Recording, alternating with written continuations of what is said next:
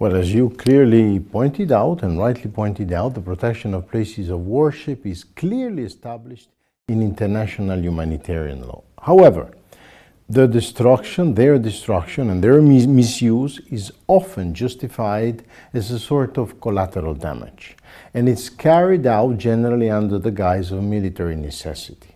And this remains alarmingly widespread across the world, both in the context of international and even in the context of non-international armed conflicts.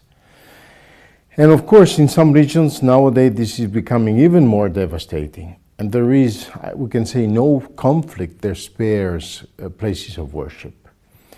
So, as Holy See, we have adhered to the global initiative which has been launched by the International Committee of the Red Cross to galvanize respect for international humanitarian law.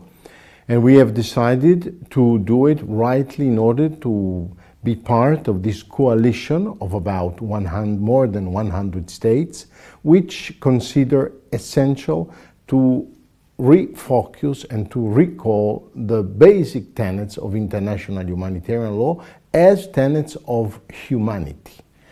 We have also, as Holy See, organized a public event with the International Red Cross at the end of February, on the 25th of February, exactly on the protection of places of worship, an event which was, I would say,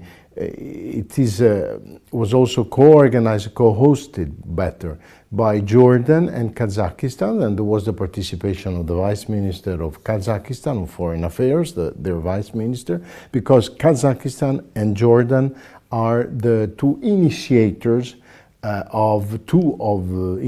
of 6 initiators of this global initiative. What we want to do with that is to ensure that in the recommendations that at the end will be put out by this coalition of 100 and more states, this recommendation will also include a reminder of the need in international law to protect against the attacks and against also the misuse of the places of worship.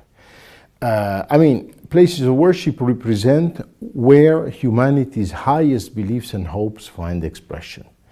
And this is why attacks against them, misuse of them, and are forbidden, and there is a mandate to provide humane treatment without any adverse distinction on grounds of religions, of faith, and to provide for the protection of religious personnel.